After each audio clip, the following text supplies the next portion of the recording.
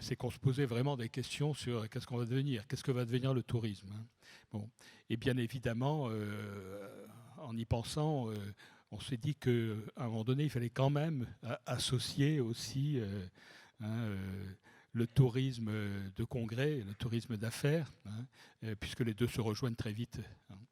Et puis surtout, la Cité des Congrès, Denis, nous a aidés, hein, nous a accompagnés, et nous a aidés, nous a permis d'accéder à cette salle, d'accéder à la Cité des Congrès.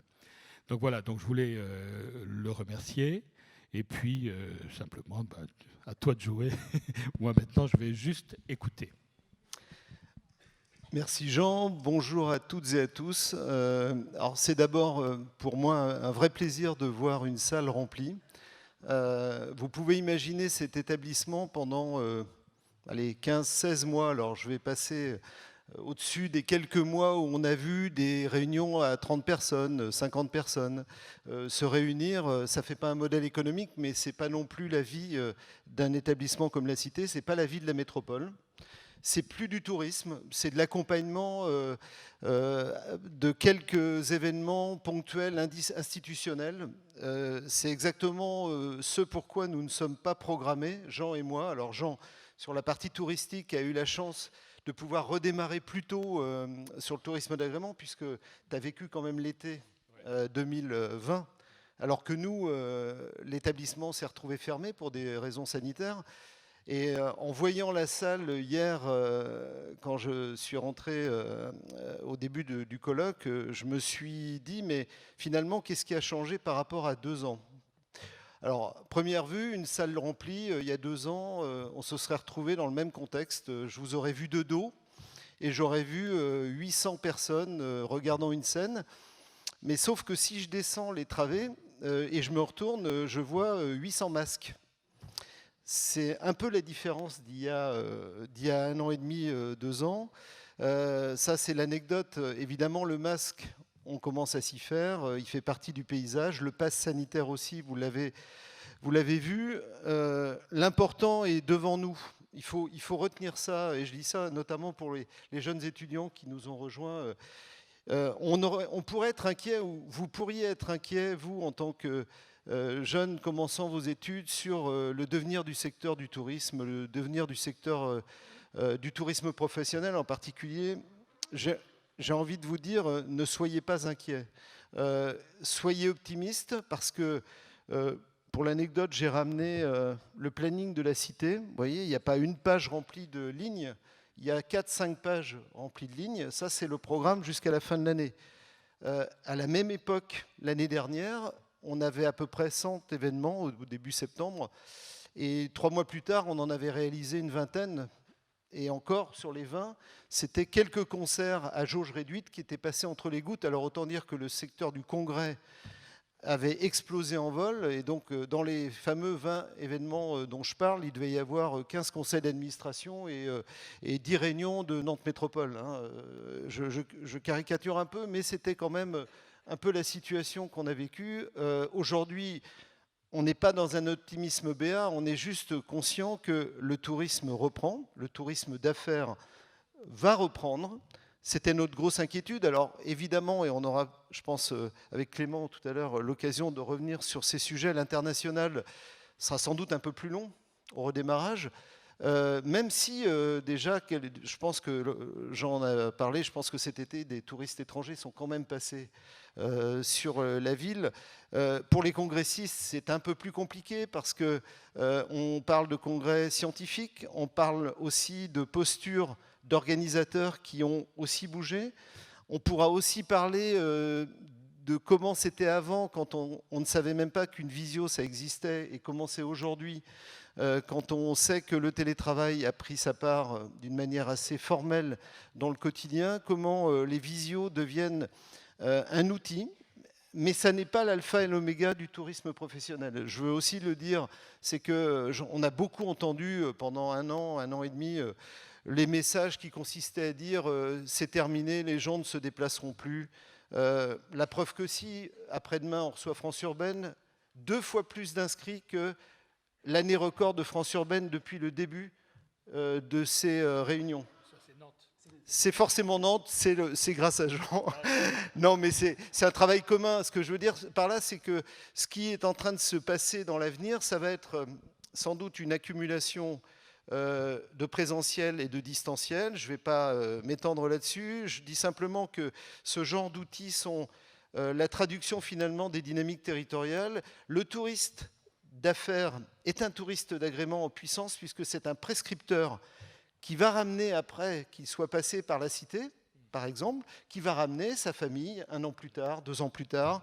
Et c'est tout le travail que Jean a fait aussi de son côté depuis des années en amont sur l'angle culturel, sur l'aménagement de la ville, dont on parlait hier à table, qui finalement se traduit aussi sur notre capacité, nous, à réussir à faire venir sur le territoire des congrès. Et autant vous dire que pour reboucler la boucle vis-à-vis du public des jeunes étudiants, les demandes recommencent à affluer.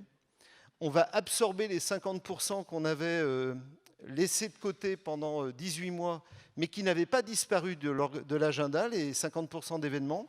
Et puis, on va travailler à prendre et à traiter du mieux possible et qualitativement, avec la meilleure des façons, tous les nouveaux événements qui commencent à s'inscrire sur les années à venir sur la Cité des Congrès, sur le parc, parce que le parc, Frédéric Jouette, mon collègue, est là aussi, est concerné, sur l'ensemble des structures qui font de l'accueil d'événements. Il n'y a pas que le parc et la cité, il y a beaucoup d'hôtels qui font aussi de l'accueil sur des jauges plus réduites.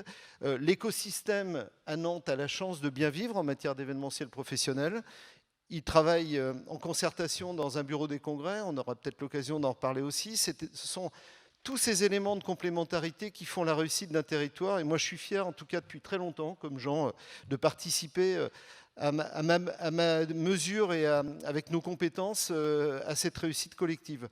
Donc, ravi de cette intention de colloque qui nous permet aussi de reposer les bases d'une réflexion rationnelle qui a trop longtemps, depuis des mois, été sur l'irrationalité, sur des informations qui étaient de fausses informations, des faux semblants, qui aujourd'hui sont, on le voit, mis à mal par la réalité des présences, des inscrits et la réactivation en fait de l'ensemble de l'écosystème touristique.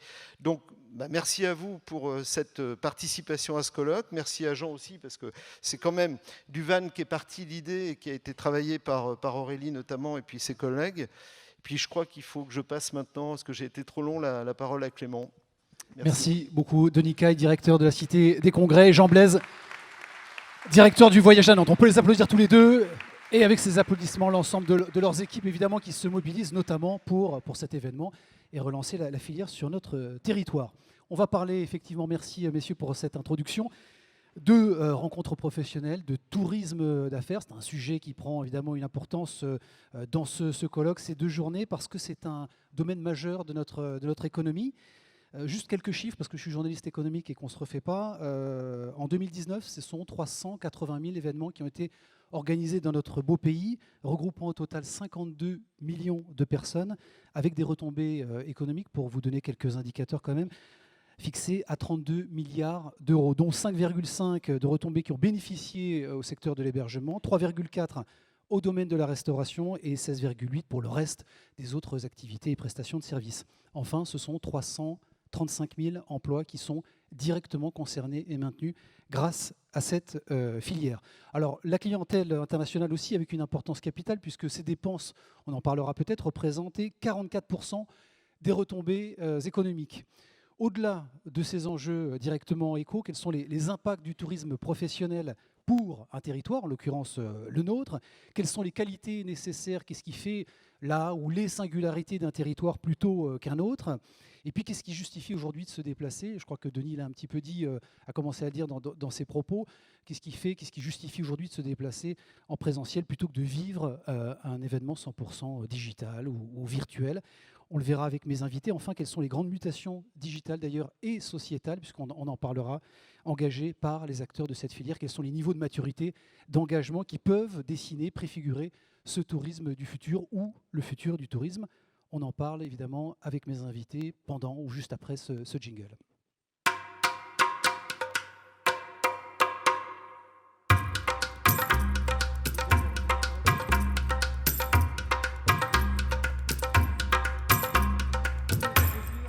Anthony, merci. Merci pour vos applaudissements. Voilà, ils s'installent confortablement. C'est moi évidemment le plaisir de vous les présenter. Elvire de Chalut, à Jardin, qui nous vient du Havre, qui a fait un peu de déplacement pour être avec nous aujourd'hui. Elvire, vous êtes directeur ou directrice générale de Colloquium, ça c'est depuis 2017. Vous êtes un PCO, alors on va expliquer peut-être ce que c'est en quelques mots, Professional Congress Organizer. Vous accompagnez les sociétés savantes, ça c'est votre spécialité, et les associations professionnelles dans l'organisation de leur événement. Et vous les aidez également à inscrire ces séquences dans leur vision stratégique d'association, puisqu'il s'agit notamment d'associations.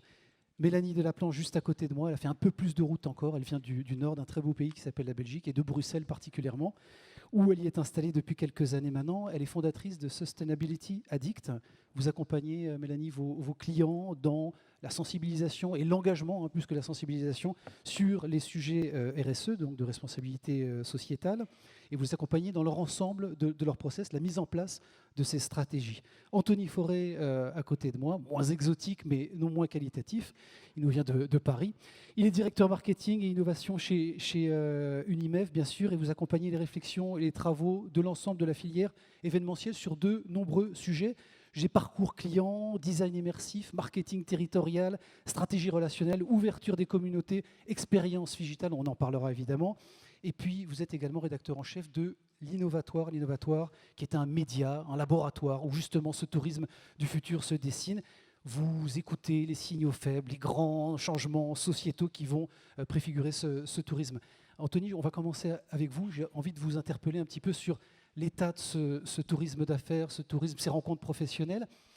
J'ai cité quelques métriques en introduction qui sont plutôt de très bons indicateurs. 2019 était une année record avant la crise, on va en parler bien entendu. Mais est-ce qu'on peut souhaiter finalement aux opérateurs de revenir, non pas parler d'évolution, de révolution, mais de revenir au monde d'avant, comme c'était avant, puisque tout allait très bien? Bonjour à toutes et tous. Merci Clément pour cette sacrée introduction qui met un peu la pression. Donc en effet, oui, l'immobilisme, c'est très bien. Est-ce que tu as une autre question, Clément? Non, pour être sérieux 2 minutes. Je te provoque un peu. Je vais essayer de prendre quelques faits saillants.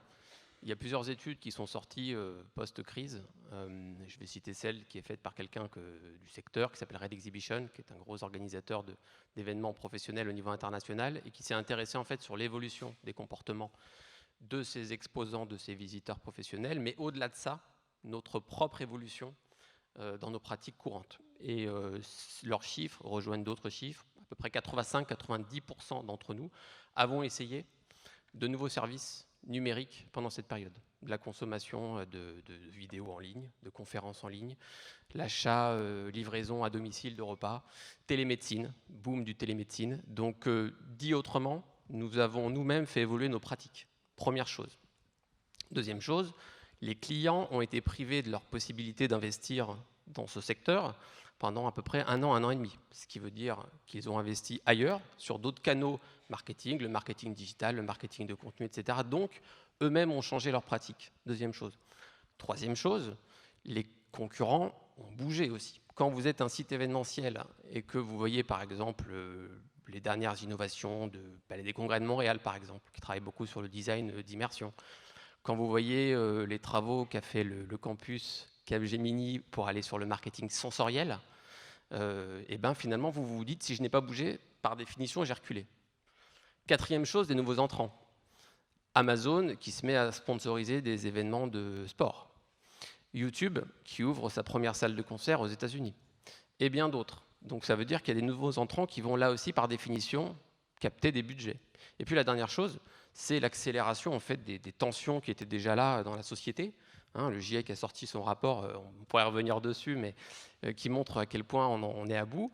Les tensions sociales, tensions géopolitiques, etc. Donc, dit autrement, le monde là aussi a accéléré, a changé. Donc dans ce cadre-là général, de mon point de vue, l'immobilisme n'est pas possible.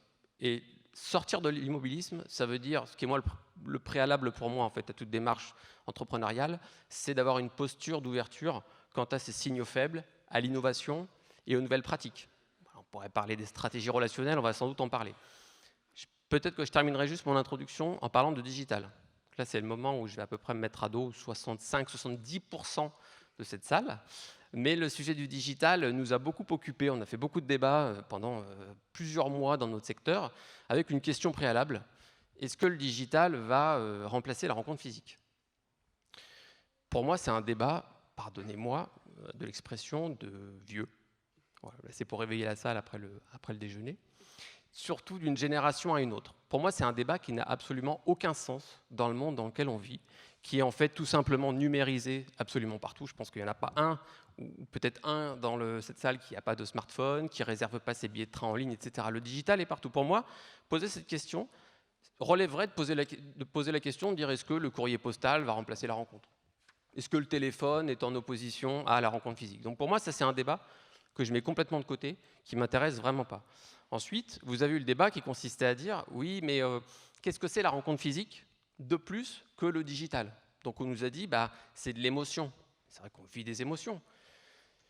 Mais sauf à ce que je sois le seul à pouvoir vivre des émotions en lisant un livre, en sortant d'un film, en regardant 8 saisons d'une série sur Netflix, la rencontre physique n'a pas le monopole du digital. Donc ça, c'est un autre point. Et donc, ce que j'inviterais à faire, c'est de sortir un petit peu, j'allais dire, de ces lieux communs. La rencontre physique, c'est la proximité. Mais à ce moment-là, qu'est-ce qu'on va dire aux joueurs de jeux vidéo? Secteur très intéressant à observer pour observer les évolutions sociétales. Quand vous avez un joueur de jeux vidéo, âge moyen 40 ans en France, c'est plus le petit boutonneux que j'étais à l'époque, il y a 20 ans, qui jouait aux jeux vidéo dans sa chambre, qui dit, 1 sur 2, qui dit « les jeux vidéo me mettent en proximité, je me sens membre d'une communauté, je me sens proche d'autres individus, alors qu'en fait, je ne les rencontre pas. » Donc, qu'est-ce qu'on leur dit? On peut se moquer, on peut dire qu'ils n'ont rien compris, mais ça dit quelque chose. Donc, sortons de ces débats en opposant digital, physique. À mon avis, il faut les laisser derrière nous. Réfléchissons plutôt à la capacité que les lieux événementiels, qui doivent se redéfinir, que les organisateurs, que les prestataires ont à offrir en termes de stratégie relationnelle. Je pense que le sujet majeur est là, et d'expérience territoriale. Je crois qu'on est là pour en parler un petit peu aussi. On parlait évidemment d'immobilisme, vous m'avez répondu, et bien répondu, une réponse très, très complète. Vous avez posé un peu d'ailleurs les enjeux, parce qu'on reviendra sur cette question du digital. Elvire de Chalut, immobilisme du côté des PCO, justement, ou alors il y avait ceux qui avaient déjà initié plein de choses avant crise, qui sont les grands gagnants, finalement, ceux qui vont résister, ceux qui vont survivre, et puis les dinosaures qui sont en train de mourir, sans doute accélérés par l'effet conjoncturel. En fait, il n'y a pas eu de vraie révolution à ce moment-là. C'est juste que ceux qui avaient démarré déjà des choses avant crise ont eu la possibilité pendant cette période de Covid en fait, de réagir de manière beaucoup plus réactive. Et donc, ont eu la possibilité de virtualiser beaucoup plus facilement leurs événements. Dans le cadre des congrès, on a un secteur qui est un peu privilégié puisqu'on a pu virtualiser très facilement nos événements quasiment à partir de septembre 2020. Enfin, même à partir de septembre 2020. Les premiers étaient en juin, mais les premiers, on va dire, événements vraiment rentables financièrement, virtuellement, ont eu lieu à partir de septembre. Et donc, pendant toute cette période, les congrès ont continué comme s'ils auraient pu avoir lieu physiquement, en tout cas en termes de contenu. Mais évidemment, la forme n'était pas du tout la même. C'est des événements qu'on a virtualisés en très peu de temps, donc on n'a pas pu revoir complètement le contenu d'un programme, du programme tel qu'il a été développé. Et donc, ce n'étaient pas des programmes qui ont été conçus pour avoir lieu virtuellement. En revanche, tout l'à côté, toute la manière de rentabiliser des événements virtuels, elle a été complètement renouvelée à ce moment-là, puisqu'elle n'existait pas auparavant. Même s'il y avait des congrès qui avant virtualisaient une partie de leur contenu, il n'y avait rien de financier qui avait pu être mis en place pour rentabiliser ces plateformes. Ce qui est le cas aujourd'hui. Aujourd'hui, un congrès virtuel gagne quasiment autant d'argent qu'un congrès physique. Dans le domaine de la santé, il y a aussi une tendance de fond, mais je parle sous votre contrôle évidemment, c'est une concentration des événements et une surspécialisation des thématiques. Est-ce que vous constatez, avec une accélération peut-être, qui pourrait concourir justement vers le digital ? Oui, donc en médecine, il y a une surspécialisation. Les médecins sont de plus en plus surspécialisés dans une thématique particulière d'une spécialité médicale. Mais pour autant, les congrès se rassemblent. Donc ça veut dire que toutes ces surspécialités se retrouvent malgré tout au sein d'un même congrès. Et le digital offre la possibilité à ces communautés, à l'intérieur même d'une communauté, d'être encore plus facilement identifiables. Et donc c'est une vraie opportunité pour eux d'avoir au sein même d'un événement virtuel une petite communauté avec des sessions appropriées, avec des endroits dans lesquels ils peuvent se rencontrer, que ne permettait pas forcément, ou en tout cas pas de la même manière, l'événement physique. Cette surspécialisation, cet phénomène de concentration aussi qu'on évoque, est-ce qu'il va pénaliser les territoires périphériques, ou autrement dit, est-ce que tout va se jouer dans les années à venir, dans les mois qui vont venir, sur Paris, sur les grandes capitales? Alors, donc d'abord, là, la reprise, on va dire, en termes physiques, elle a lieu à partir de maintenant pour nous, pour les congrès. Donc tous les congrès qui sont organisés aujourd'hui à partir de septembre ont lieu physiquement avec une partie virtuelle. On constate aujourd'hui, on a à peu près 70% des personnes qui s'inscrivent de manière physique, 30% en virtuel. Ça veut dire qu'on n'est pas encore dans un schéma totalement 100% virtuel ou 100% physique. Il y a déjà des gens qui, même post-crise, alors qu'on a la possibilité de se retrouver et qu'on parle d'un regain post-Covid dans le cadre des événements, etc., il y a déjà des gens qui ne veulent pas participer physiquement à des événements. Contexte sanitaire, besoin de sécurité sanitaire en tout cas. Certains et pas tous, quoi. Donc aujourd'hui, il y a quand même une partie de ces gens-là. Donc je ne sais pas du tout si c'est comme ça que ça va continuer et cette proportion va être conservée. En tout cas, c'est le constat qu'on peut faire aujourd'hui. Et donc dans ce constat-là, ça veut dire que les événements qui habituellement ne pouvaient pas forcément se déplacer des grandes villes vont peut-être pouvoir aller chercher des endroits, des lieux dans des territoires qu'ils n'avaient pas la possibilité d'explorer auparavant, puisqu'ils vont diminuer en taille de manière physique en termes de nombre de participants, et qui vont probablement pouvoir aller chercher des nouveaux lieux pour pouvoir se tenir. Donc tous les congrès qui sont parisiens vont peut-être pouvoir aussi évoluer dans ce sens-là. Bon, alors vous me contredisez justement, parce que ça veut dire que le digital peut être une opportunité pour les territoires périphériques. Également, alors vous évoquiez la question de l'hybridation, où tous les congrès qui s'organisent à partir de maintenant prévoient cette hybridation-là, donc les événements figitaux. C'est les néologismes provoqués par cette crise. Qu'est-ce que ça veut dire? C'est une assurance annulation, ça, cette hybridation? Ouais, en fait, ça coûte moins cher qu'une assurance annulation, autrement dit? Oui. En fait, donc, quand on organise un événement, on prend des assurances annulation. Vous connaissez la manière dont fonctionnent les assureurs. C'est assez, en général, révélateur de ce qui se passe. Donc, au tout début de la crise, ils ont commencé par augmenter de manière très forte les primes d'assurance. Donc là, clairement, faire un événement virtuel ou hybride coûtait moins cher que de prendre une assurance annulation à ce moment-là. Au milieu de la crise, ils ont exclu les clauses, donc les pandémies, les épidémies, tout ça. Donc du coup, à quoi ça servait de s'assurer si finalement il n'y avait pas les principaux risques qu'on pouvait avoir. Et aujourd'hui, pour pouvoir être assuré, les assureurs demandent des garanties en termes de virtualisation. Est-ce que vous avez la capacité ou pas de virtualiser votre événement? Est-ce que vous avez la capacité de créer une partie vraiment qui peut vivre indépendamment de l'événement physique en ligne? Si oui, je veux bien vous assurer. Parce que ça veut dire que l'événement, quoi qu'il se passe, il aura lieu.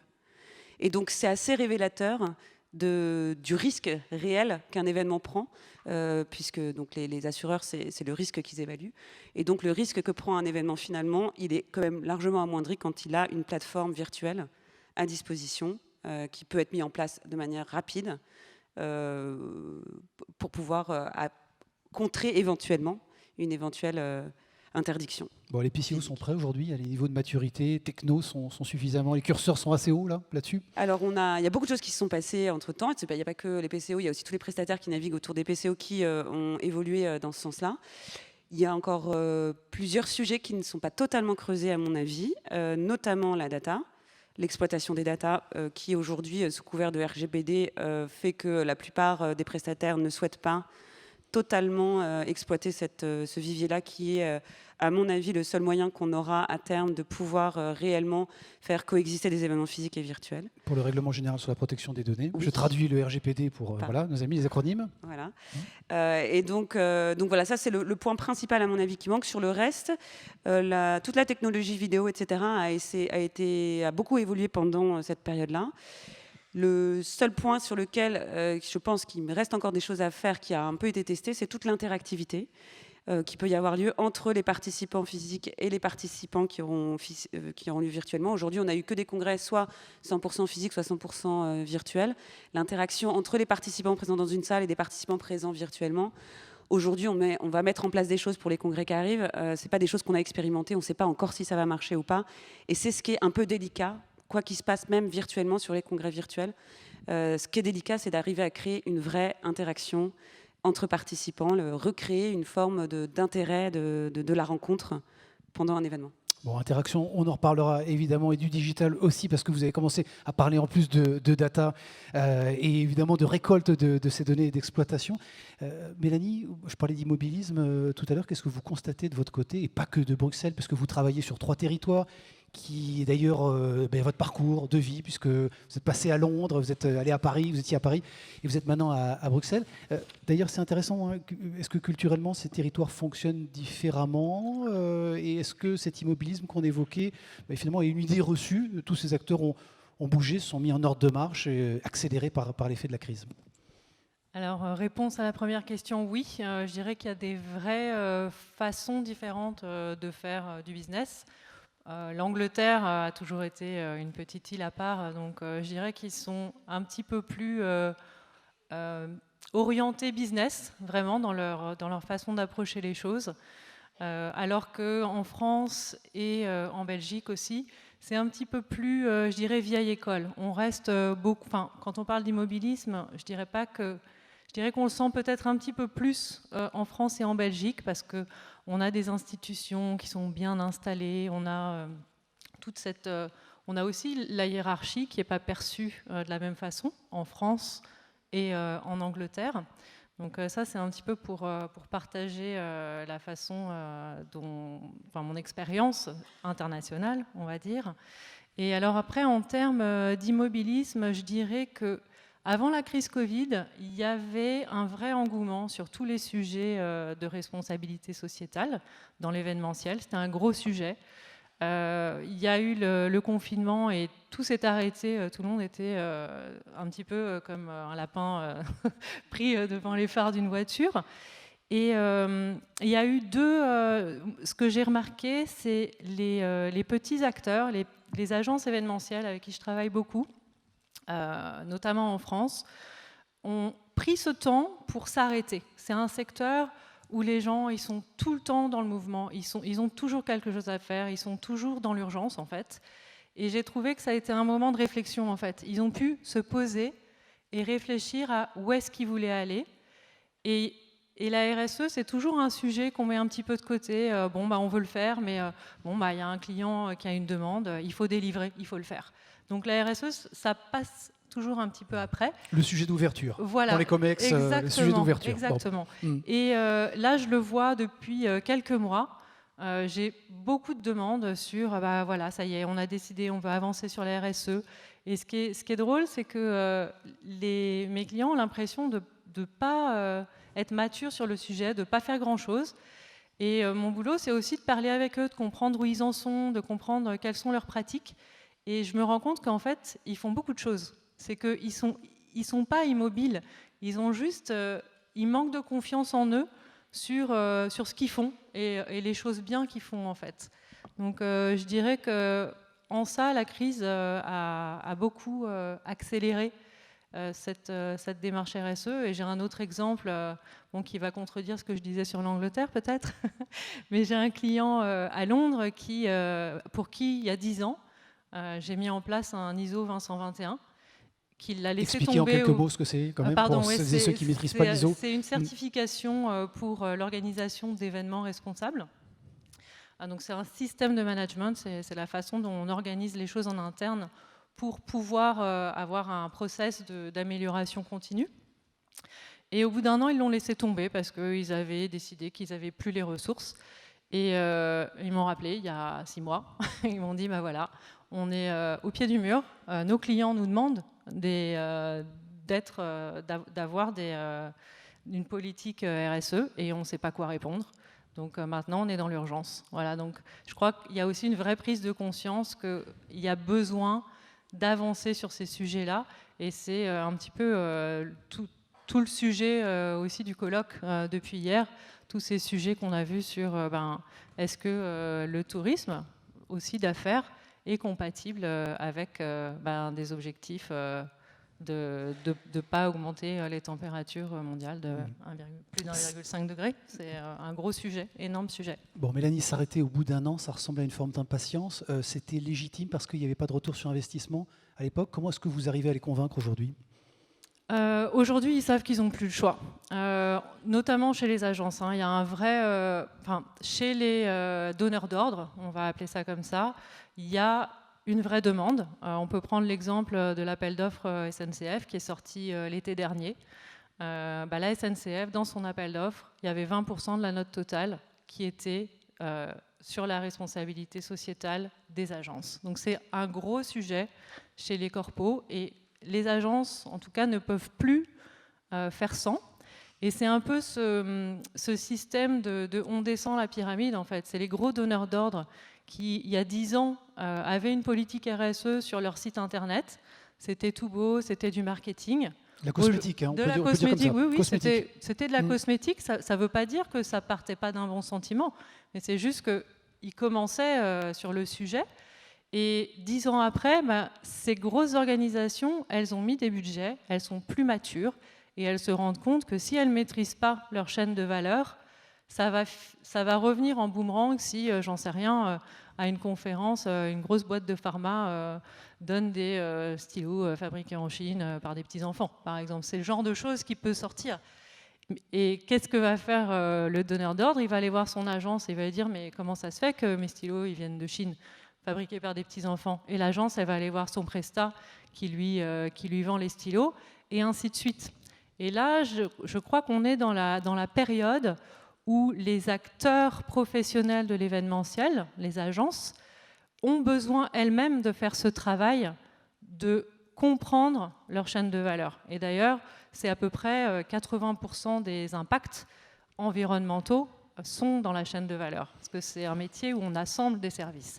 Donc on est obligé de comprendre aussi qui sont nos fournisseurs, qui sont les fournisseurs. Ça, c'est un gros sujet et c'est souvent un des piliers principaux sur lesquels on travaille avec les agences et des clients corpos qui ont dans leur département communication événementielle, c'est le sujet, c'est un gros sujet. Quel est l'état d'esprit là aujourd'hui ? Alors plus que l'état d'esprit, le constat que vous faites, il y a un alignement entre les agences avec lesquelles vous travaillez en direct, les commanditaires, les donneurs d'ordre et les territoires sur ces enjeux-là. Les niveaux de culture et de maturité d'engagement sont suffisants et alignés ? Alors ça dépend des régions, je dirais. Les territoires commencent à s'aligner, les convention bureaux ou les bureaux de tourisme. Je crois que pour eux, c'est une vraie problématique. Je crois que ce qui est très important, c'est que ils font partie de l'écosystème. Par exemple, un PCO, quand il va choisir une destination pour son congrès et que son client lui dit « Bon, alors, comment mon événement peut être plus durable ?» Je crois qu'il y a aussi un vrai rôle du territoire et du bureau de congrès de faciliter la vie de ces acteurs qui n'ont pas toujours le temps et qui ne se sentent pas légitimes sur des sujets d'éco-responsabilité, l'empreinte carbone par exemple. Je crois que là, le territoire, il a un rôle à jouer en disant, voilà, moi en tant que destination, les lieux que je mets en avant, les prestataires que je mets en avant, ils ont une démarche éco- et socio-responsable. Donc si vous venez chez moi, si vous venez dans mon territoire, vous êtes assuré d'un certain niveau de performance environnementale et sociale. Et ça, je crois que les destinations nordiques l'ont intégré depuis plusieurs années. Ça arrive en Europe centrale et ça descend petit à petit. En termes d'expérience, c'est ce que j'ai pu remarquer lorsque je m'occupais du Global Destination Sustainability Index. Vous évoquez, Mélanie, ce sujet de la temporalité, en tout cas de la vision un peu court-termiste. Est-ce qu'il est peut-être là l'enjeu d'ailleurs, Anthony? Est-ce qu'il faut sortir de cette urgence, de ces événements qui se créent toujours sur le court terme?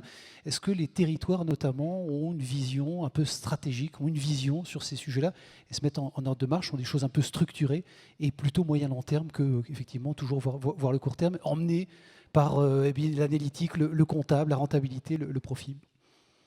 Est-ce que je peux ne pas répondre à ta question et faire un peu de hors-piste, s'il te plaît? Non, parce que je te... Non, j'ai le droit de suite, hein, tu sais, je l'utilise souvent en tant que journaliste. Il y a quand même des choses qui me paraissent vraiment, on est au cœur, ta question est évidemment au cœur du sujet aussi, il y en a d'autres qui sont au cœur du sujet.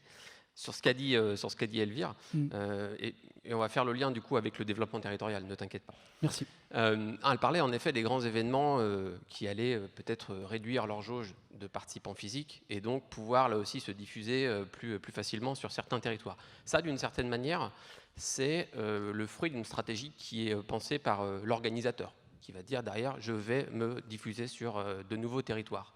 Mais moi, je pense que charge aux destinations, en réalité, d'être proactives dans ce travail-là.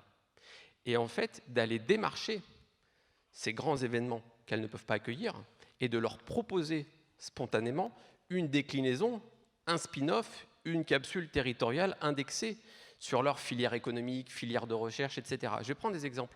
Quand vous avez le Salon de l'agriculture qui, pendant cette période, n'ayant pas pu se tenir, a décidé d'inventer un nouveau format qui s'est transformé en semaine de l'agriculture, et plutôt que de centraliser le moment événementiel à Paris, a décidé d'être en support de toute la communauté agricole partout en France et de se dire, vous avez partout en France des initiatives à pousser, vous êtes agriculteur, vous êtes distributeur, vous êtes apiculteur, etc., etc. Vous voulez vous-même vous intégrer dans cette semaine de l'agriculture, remplissez un dossier, présentez-nous votre événement, et ensuite, nous, on vous poussera pour transformer un événement qui était centralisé à Paris en un événement qui est diffusé partout sur le territoire. Quand vous avez le SILMO, Salon professionnel de l'industrie optique, d'opticien, qui se tient chaque année à Villepinte, voilà, le temple de la sexitude, vous avez compris, du coup, c'est l'inverse, qui décide, pour la première fois, ne pouvant pas lui non plus se tenir, de se transformer en une espèce de roadshow. Et qui choisit Rennes, vos amis de Rennes, le couvent des Jacobins, qui choisissent ensuite le hangar 14 à Bordeaux, qui choisissent les Tuileries à Paris et qui devaient terminer, ça c'était en septembre 2020, par Lyon, mais deuxième confinement, etc. etc. Qu'est-ce que ça veut dire? Ça veut dire que l'organisateur a décidé de découper un grand événement à la hache et de le répartir lui-même. Mais ça, vous pouvez être proactif en justement, sur la base j'allais dire, du marketing du territoire, de vos forces, de vos aspérités, d'aller voir ces acteurs-là, d'aller voir Vivatech. Qu'est-ce que fait Vivatech sur cette édition? Vivatech, pardon si je prends un peu trop d'exemples, mais c'est pour incarner un peu le propos. Vivatech, il décide de faire plusieurs hubs internationaux, donc des événements évidemment satellisés, et ça c'est sans doute une tendance de fond, y compris pour des raisons de coût carbone, tout simplement. Donc ils décident, un, de faire ça, et deux, ils ont une stratégie de diffusion, festivalisation, je sais que tu aimes bien le mot, sur le territoire parisien. Mais rien n'empêche une destination quelle qu'elle soit, la vôtre par exemple, d'aller spontanément voir Vivatech, et nous on va vous faire un Vivatech Made in Nantes. Ça marche l'expérience Vivatech concrètement? En tout Au-delà cas, de la nouveauté ou de l'innovation, ça fonctionne? Financièrement c'était très compliqué, mais je vais peut-être purger ou pas le sujet du modèle économique tout de suite. Ce secteur vit un basculement majeur. Il n'a jamais anticipé d'autres modèles économiques que la vente de logistique et la vente de mètres carrés. Donc en fait, j'ai une indulgence absolument inouïe envers toutes les entreprises qui, en moment de crise, se décident de dire on bouge, on teste, on expérimente, on y va. On sait très bien que l'innovation, Internet, Facebook, Google, tous ces acteurs-là ne sont pas devenus rentables du jour au lendemain, on le sait. En revanche, aujourd'hui, je n'accepte pas, enfin si j'accepte parce que je suis quelqu'un de courtois et de poli, mais en réalité, dans le débat, j'ai un mot à dire quand on me dit il n'y a pas de modèle économique derrière le digital. Si. On ne l'a pas trouvé. Notre secteur ne l'a pas trouvé. Non, mais vous êtes en train de demander à des acteurs qui ont été meurtris par la crise d'investir, d'innover, de prendre des risques. C'est le moment. Moi, je peux déjà vous citer, pas publiquement, mais peut-être plus tard, des entreprises qui sortiront plus fortes de cette crise, en ayant capté de nouveaux marchés, en ayant développé de nouveaux services et en s'étant positionnées différemment.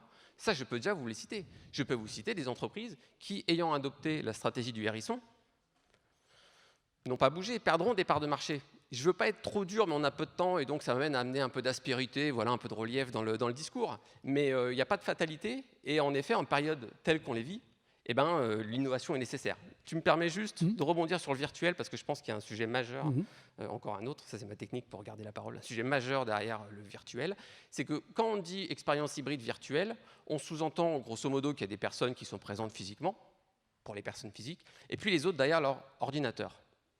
Mais ça, c'est pas acquis non plus. Puisque les personnes qui vont être potentiellement présentes derrière leur ordinateur, vous pouvez aussi décider de les réunir quelque part. Quand le stade Jean-Bouin à Paris décide de dire, pendant l'Euro, pendant l'été 2021, il y a énormément de compétitions sportives, les JO, etc., qui vont se dérouler, et ben nous, le stade Jean-Bouin, on va se transformer en plateforme événementielle et on va diffuser le match de France-Portugal, on va diffuser telle épreuve, ils mettent des food trucks sur la pelouse, ils créent l'événement là où il n'est pas. Donc ils créent des retombées économiques là où l'événement n'est pas. C'est fort quand même. Quand vous avez en ce moment la Mostra de Venise qui a démarré et qui fait un partenariat, puisqu'ils ont développé il y a 2 ans, je crois, justement pour être réactifs là aussi, sur les réalités, ce qu'on appelle la réalité étendue, réalité augmentée, etc. Et qui se sont dit, eh ben, pendant que la Mostra de Venise va se tenir, voilà, eh ben, en fait, on va vouloir diffuser via le digital sur d'autres territoires une partie, une capsule de cette Mostra. Le 104, lieu culturel et événementiel à Paris, fait un partenariat pour accueillir cette version, j'allais dire, étendue de la Mostra. Donc, qu'est-ce que ça veut dire ? Ça veut dire que le 104 accueille un événement qui ne se tient pas dans ces lieux, par de nouvelles possibilités digitales, et donc crée des retombées économiques. Tout ça est à inventer. Donc, c'est pour ça que le virtuel n'est pas égal à vous êtes derrière votre ordinateur.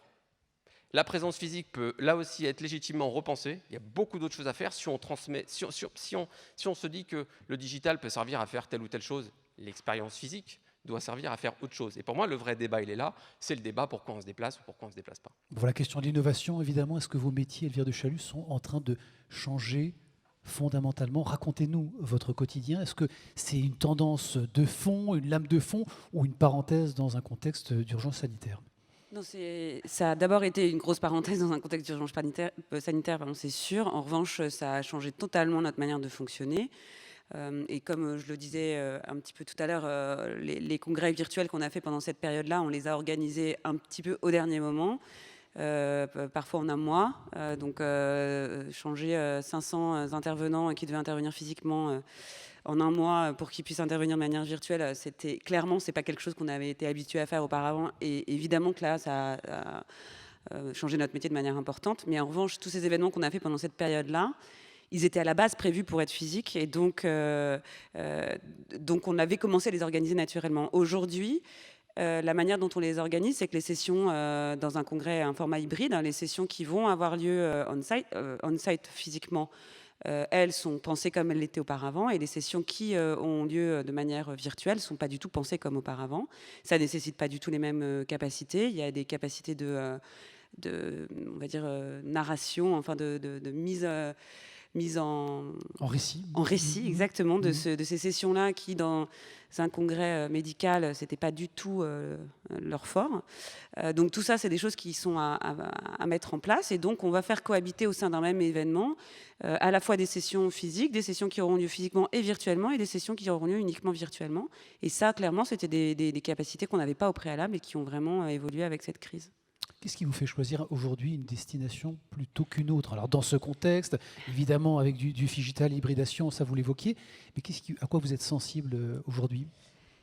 Alors d'abord, c'est mes clients en général qui choisissent la destination. Moi, je les accompagne à la choisir, donc je ne peux pas dire que c'est vraiment ma sensibilité qui compte. Il y a tout un tas de points qu'on étudie pour nos clients. Qui sont des points très objectifs d'accessibilité de la destination, capacité hôtelière, de la capacité du lieu d'accueil, etc., qui ne cherchent pas à être appréciés, qui sont juste réels tels qu'ils sont. En revanche, sans trahir de grands secrets, la première raison pour laquelle une société savante ou une association choisit une destination, elle est clairement au niveau du local, en fait, localement qui est présent, quels sont les instituts de recherche qui vont pouvoir supporter l'accueil de cet événement. Et ça, c'est une des premières raisons, malgré tout ce qu'on peut mettre en place. Et je sais que la RSE peut être aussi, bien sûr, mise en avant, mais c'est une raison qui, aujourd'hui encore, en tout cas dans les congrès que moi je fais, est un peu annexe aujourd'hui à le vrai tissu local présent sur place qui permet d'accueillir le congrès. Bon, au-delà des aspects logistiques, Mélanie, effectivement, les enjeux RSE peuvent être un motif ou un argument de séduction pour des organisateurs aujourd'hui? Oui, clairement. Je pense que ça va être de plus en plus important. Peut-être que sur une société savante ou on va dire une association, la pression de reporter sur une empreinte carbone, par exemple, n'est pas aussi forte que sur des entreprises privées qui doivent aussi justifier de leur empreinte écologique. Donc je crois que là-dessus, on a vraiment un sujet qui est différent en fonction du public auquel on s'adresse. Et pour revenir sur le digital et le physique, je crois que le digital, en fait, c'est une vraie aubaine pour limiter les impacts négatifs environnementaux. C'est-à-dire que quand on a des gens derrière leur ordinateur, on n'a plus de transport, on n'a plus de catering, on n'a plus tout ce qui fait les gros postes d'impact négatif environnementaux pour un événement. Alors, vous allez tous me détester dans cette salle, certainement, mais moi aussi, je crois aux événements physiques, mais je crois que cette hybridation, le fait que les événements ils vont être peut-être et physiques et digitaux, vont aussi permettre une remise en cause de comment c'était avant. C'est-à-dire qu'on va pouvoir peut-être réunir les gens un peu plus localement, mais les réunir internationalement aussi. Donc en termes environnementaux, on va y gagner. En termes sociaux, parce que c'est un volet qu'on oublie souvent, c'est qu'on parle beaucoup, enfin RSE, on parle beaucoup de l'environnement, mais il y a aussi les aspects sociaux. Je crois que les événements digitaux permettent on va dire, d'intégrer plus facilement des publics qui ne pourraient pas forcément se déplacer. Alors, on pense peut-être aux gens à mobilité réduite, mais c'est aussi des gens qui, je sais pas, des femmes qui doivent s'occuper de leurs enfants et qui, si elles vont à un colloque, elles ne peuvent pas y aller parce qu'il ne faut pas qu'elles rentrent tard, par exemple. Là, elles peuvent le faire derrière leur ordinateur. C'est aussi un énorme moyen pour diffuser des contenus et du savoir, pour éduquer les gens, quel que soit le sujet, qui est beaucoup plus accessible. On peut y accéder quand on veut presque. C'est un petit peu à la carte et peut-être qu'Elvire nous le dira mieux, mais je crois que transposer un événement physique en événement digital, on n'est plus sur des tunnels de 6 heures devant son ordinateur, où on est en train de s'éloigner de ça. Au début, on transposait du physique en virtuel, mais aujourd'hui, on est sur des formats un petit peu plus agiles, et ça permet aux gens de se mettre un petit peu plus dans l'événement et de choisir ce qui les intéresse aussi. Donc il y a ce côté plus inclusif des événements digitaux. Après, c'est peut-être pas forcément, comme disait Anthony, il ne faut pas forcément opposer le digital et le physique, c'est aussi complémentaire. Et je crois que c'est ce qu'on aura appris aussi avec cette crise, c'est que quand on est forcé à faire les choses, on réfléchit autrement. Et peut-être aussi qu'avant d'aller voyager à l'autre bout du monde, on va se poser la question, est-ce que c'est vraiment nécessaire ? Et j'espère qu'on va commencer à se poser ces questions-là. C'est important et il faut trouver la juste mesure et c'est pas simple. Merci Mélanie. Alors je vais paraître un peu réac ou conservateur. Pour autant, quand même, l'événement physique, présentiel, ou inversement, le digital, c'est pas la panacée. Je veux dire, pour les relations commerciales, on va encore avoir besoin de se rencontrer physiquement. Oui. Donc pendant cette période, en tout cas, ce qu'on a pu remarquer, c'est qu'est-ce qui fonctionnait virtuellement, qu'est-ce qui ne fonctionnait pas, et inversement, et notamment les différents retours qu'on a pu avoir des participants. Donc ce qui fonctionne très bien, comme tu disais Mélanie, c'est l'accès au contenu à la carte. Les gens, ils viennent consommer une vidéo straight to the point. On va chercher ce qui nous intéresse dans ma pratique quotidienne. Je ne vais pas faire un pas de côté. Je viens chercher exactement ce que je veux. D'ailleurs, on le remarque dans les pics de consommation en fait, des vidéos. Les personnes qui regardent une vidéo d'un thème précis regardent quasiment toutes les autres vidéos d'un thème précis, mais ne vont pas aller picorer dans des thèmes différents. Et l'autre point aussi, ce que tu disais, c'est qu'on ne consomme pas un événement virtuel de la même manière qu'un événement physique. Les pics de consommation d'un événement virtuel, c'est à l'heure du déjeuner et le soir. Ça veut dire que les gens continuent, enfin les personnes qui participent à cet événement continuent à travailler en parallèle, n'ont pas totalement fermé la porte de leur bureau. Il y a encore des choses qui se passent. Ils ne coupent pas pendant 3 jours pour pouvoir participer à un événement, ce qui est quelque chose qui est permis par l'événement physique et ce qui est la première chose qui ressort dans nos questionnaires de satisfaction après les événements virtuels. C'est pourquoi est-ce que vous avez envie de revenir à un événement physique ? Eh bien, la première raison, c'est pour s'offrir une parenthèse de son quotidien. C'est pour pouvoir vraiment couper et être dans un endroit où je peux m'intéresser à des choses qui sont mon sujet, mais parfois, entre deux sessions, il y a rien qui est mon sujet pur, mais alors je vais aller butiner à droite et à gauche, je vais rencontrer mes copains avec qui j'étais en internat, et ça, je vais pouvoir le faire dans les couloirs du congrès, etc. C'est complètement quelque chose qui n'est pas du tout permis par le virtuel. L'autre chose qui ne fonctionne pas du tout en virtuel, c'est les relations commerciales.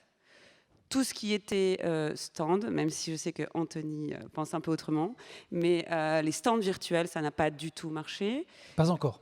Pas encore. En tout cas, la manière dont ça a été fait, voilà, peut-être que c'est ça la nuance, mais la manière dont les stands virtuels ont été mis en place lors de cette première période, lors de cette première période de virtualisation, si on peut appeler ça, n'a pas du tout fonctionné. Très peu de visitorat, aucun intérêt. On avait mis en place des chats avec entre des sponsors et des personnes qui pouvaient venir parler sur des thèmes particuliers. On avait mis en place des chaînes sponsors, etc. Tout ça, ça ne marche pas. En fait, de la même manière qu'on consomme des vidéos sur YouTube ou sur Netflix, il faut que l'information elle vienne à nous, sinon on ne va pas la chercher.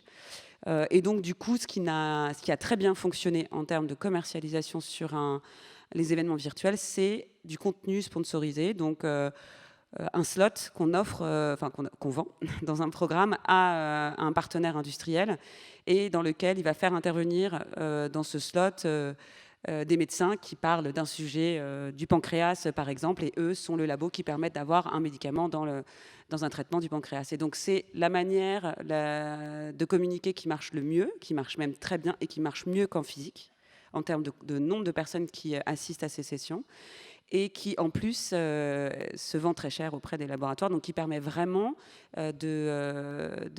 d'avoir un écosystème financier qui permet que les événements virtuels soient rentables. Bon, de la communication commerciale qui devient de l'éditorial et qui s'associe Exactement, harmonieusement on n'est plus à ce sur que une vous communication produisez. produit, on est sur vraiment une communication éditoriale. Coupé avec mon quotidien, Anthony, est-ce que les organisateurs d'événements conçoivent aujourd'hui ces séquences comme ça, et dans cette perspective-là? Je peux rebondir? Mais promis, je Oui, réponds à ta question. et tu répondras. Non, alors je suis d'accord avec Elvire, mais je rajouterai un mais. La première chose, c'est que l'innovation, il faut aussi toujours la juger, même si c'est presque schizophrénique, sur le temps long. Je rappellerai toujours qu'il suffit de regarder quelques coupures de presse dans les années 90-95, Internet, ça ne marchera jamais. Pascal Nègre, qu'on connaît tous, Internet, ça ne marchera jamais. Patron d'Universal. Et puis après, on a dit qu'on n'achètera jamais, le consommateur n'achèterait jamais en ligne. Parce que pas sécurisé, parce que mettre son numéro de carte bancaire sur un site Internet, oulala, vous n'y pensez pas, 20 ans plus tard, bon, on rigole quand même. On rigole, il suffit de voir les chiffres du e-commerce, je crois que c'est 120 milliards, je ne vais pas dire de bêtises, 120 milliards d'euros juste pour la France, c'est énorme. Donc il faut aussi apprécier ça sur le temps long, et je lisais une étude la semaine dernière qui montrait que justement pendant cette période, les décideurs B2B, donc professionnels aussi, se basaient de plus en plus sur les réseaux sociaux et les nouvelles possibilités d'achat pour, là aussi, faire appel à des fournisseurs, contracter des devis, etc., etc. Ce qui repose la question de la transformation de l'événement physique. Et là, on revient à la question du coup de la forme événementielle. C'est en effet l'événement, pourquoi faire? Comme le dit Elvire, je vais prendre un exemple très concret, Unimev. Donc vous avez compris, Union française des métiers de l'événement. On a notre propre congrès. Finalement, notre congrès, hormis d'un point de vue de l'esthétique, du design, relationnel et autres, il n'a pas fondamentalement changé ces 10 dernières années. En revanche, Unimev, nous, on produit beaucoup plus de contenu qu'il y a 10 ans, on produit beaucoup plus de temps de rencontre qu'il y a 10 ans, on produit beaucoup plus de choses. Donc en fait, on a gardé le format naturel de notre congrès, alors qu'en même temps, on a révolutionné cette stratégie relationnelle avec nos adhérents. Donc en fait, le sujet aujourd'hui, il est quel congrès pour demain? Quel congrès pour demain, mais quel événement d'entreprise pour demain? Quel salon pour demain? Si le salon est le seul moment du contact pour une communauté dans l'année, ça veut dire que 4 jours dans l'année, vous êtes en contact, et puis après 361 jours, vous n'êtes plus en contact. En revanche, si les salons, ce que développent énormément de salons, mais pas que des salons, se mettent à développer des stratégies de contenu toute l'année, etc. À quoi me sert mon salon si je peux délocaliser une partie, j'en reviens à ce que je disais tout à l'heure, de ce que je faisais sur le digital? Positionnons-nous sur les nouvelles économies. Moi, j'essaye modestement à ma place de regarder ce qui est en train d'émerger. La formation professionnelle, enjeu majeur de formation. C'est pas pour rien que les GAFA y vont. Google y va et crée ses Google Institute. LinkedIn développe LinkedIn Learning. Amazon, etc. Ça, c'est un marché Un événement, c'est un moment de formation. Qu'on parle d'une convention, qu'on parle d'un congrès, qu'on parle d'un salon. Ça, moi, mon rêve, c'est que demain, dans l'industrie touristique, c'est mon rêve pour vous d'ailleurs, vous voyez arriver sur les CV, participe chaque année au colloque du voyage à Nantes. Alors là, Xavier va me détester parce qu'il va me dire chaque année, j'ai autre chose à faire. Mais c'est ça l'enjeu. Puisque moi, aujourd'hui, je veux arriver sur les CV, la certification Google au même niveau que l'école X ou Y. Donc là, il y a un enjeu majeur de co-designer les événements avec des agences certificatrices de compétences. Vous avez par exemple IFTM qui a décidé de se dire on va exploser notre salon, on va en faire une émission télé une fois par semaine, on ne va pas la faire toute seule, on va la faire avec des cabinets de formation sur notre industrie. Et donc en fait, ils transforment ça, l'économie de l'expérimentation, c'est une autre économie, mais grosso modo, c'est une économie qui s'est structurée sur les 15-20 dernières années. Vous avez des agences d'innovation, vous avez des pôles de compétitivité, vous avez des incubateurs, vous avez des start-upers, vous avez une économie qui s'est développée sur le marché de l'innovation. Notre secteur est passé à côté. Alors qu'un moment, une journée, 2 journées, 3 journées, c'est un moment d'intelligence collective fondamental qui peut se vendre très cher. Donc voilà ma position sur à quoi peut ressembler en effet la forme événementielle de demain. Et je terminerai juste peut-être sur une aspérité territoriale, parce que c'est quand même l'enjeu aussi, et j'y ai pensé en vous écoutant. Là, ça va faire un peu café du commerce, je m'en excuse par avance, mais c'est une expérience qui m'est propre. C'est qu'on parle de tissu, et tu as raison, pour capter des congrès, le tissu économique, le tissu de la recherche est important. Mais pour tous les événements, il y a quelque chose que vous avez, ce sont vos citoyens, ce sont vos résidents, en réalité, qui peuvent avoir un rôle absolument majeur dans cette fameuse expérience. The Village, donc ça c'est l'événement, c'est mon moment café du commerce. Donc The Village, convention professionnelle organisée, 300 personnes, organisée à Saint-Bertrand-de-Comminges, 1 heure au sud de Toulouse, pour parler de la fracture territoriale. Autrement dit, on ne va pas parler de la fracture territoriale à Paris, à Porte-Maillot, mais on va aller en parler là où elle se vit. Vous arrivez là-bas, vous êtes pendant 2 jours non-stop avec ceux qui la vivent. Les villageois qui sont avec vous dans le champ du voisin à participer à un brainstorming, qui sont à côté de vous quand vous écoutez le ministre, qui sont avec vous au moment de repas, et cerise sur le gâteau, vous dormez chez eux. C'est génial. Moi, j'ai participé à cet événement une année.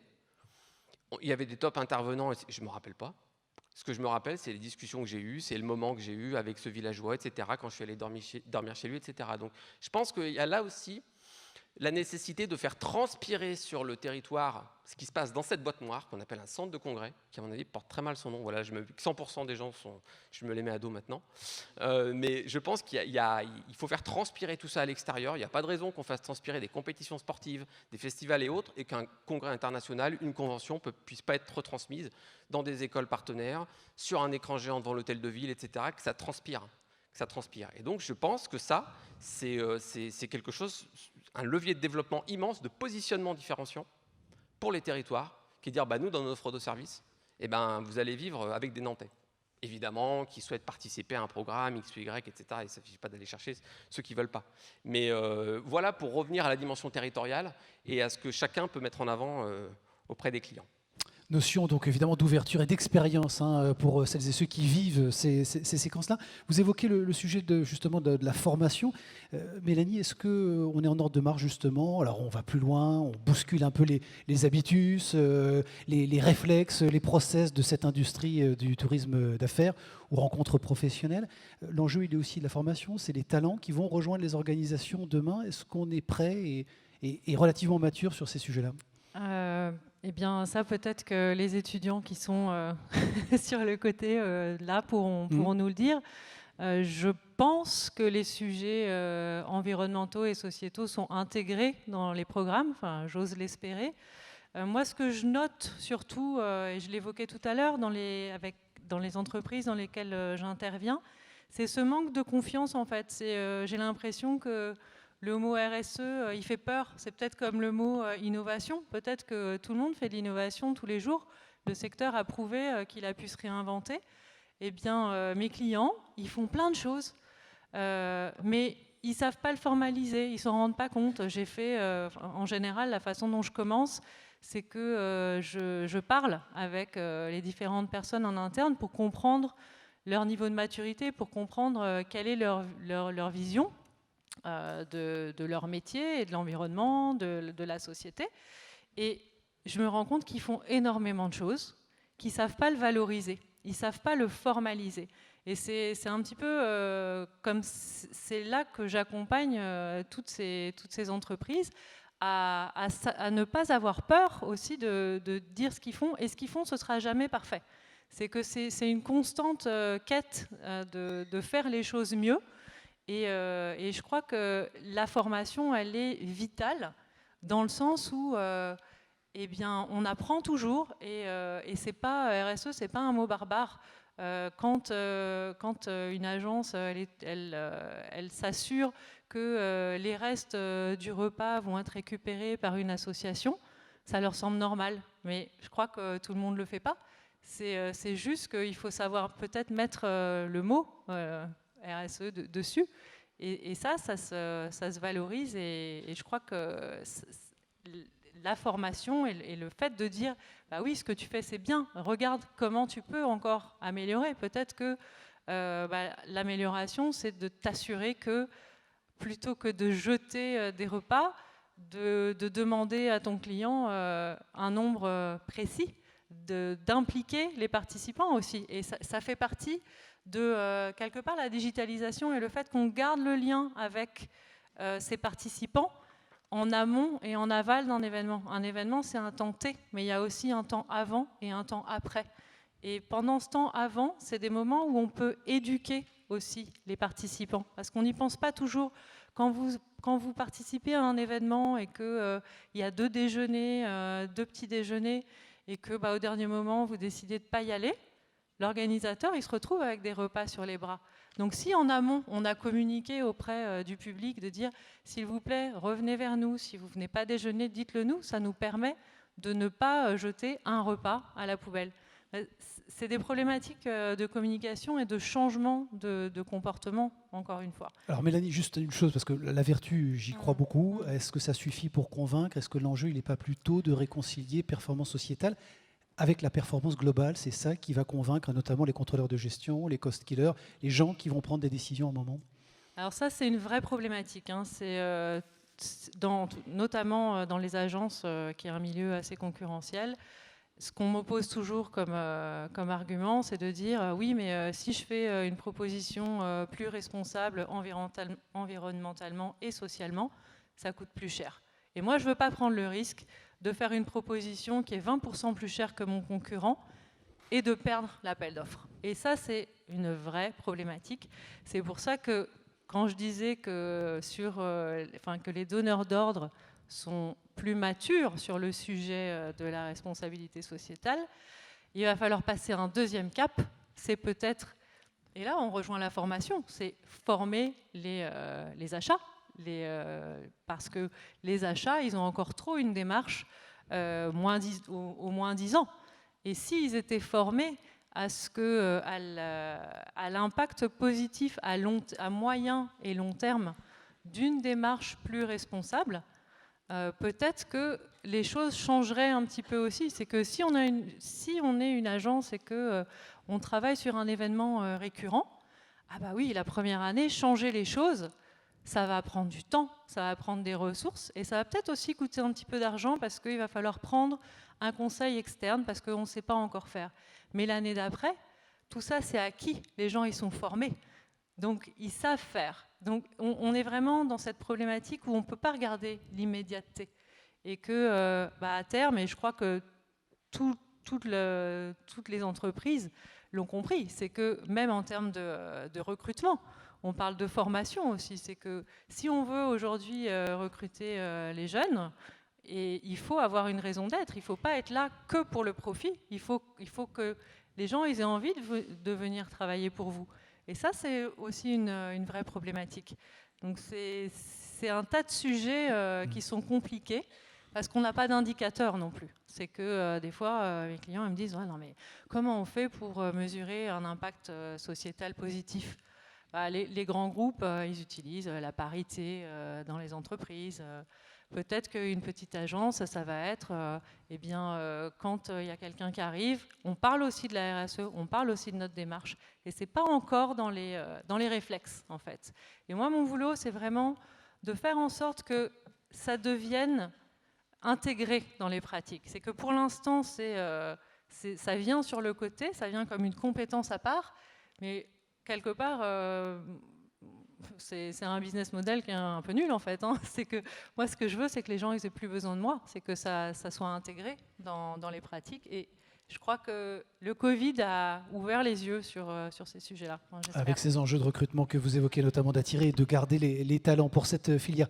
Anthony, peut-être pour terminer, est-ce que l'expérience, je voudrais qu'on s'intéresse à l'expérience nantaise, d'organiser des événements, en tout cas d'attirer les organisateurs d'événements ici sur ce territoire en offrant une expérience qui va plus loin finalement que l'événement en lui-même, avec une offre de services, un panel de services, une expérience de consommation, d'expérience culturelle sur le territoire. Est-ce que tout ça participe de ce qu'évoquait tout à l'heure Elvire, de couper avec son quotidien? Est-ce que l'expérience nantaise vous paraît satisfaisante aujourd'hui et à niveau? Oula.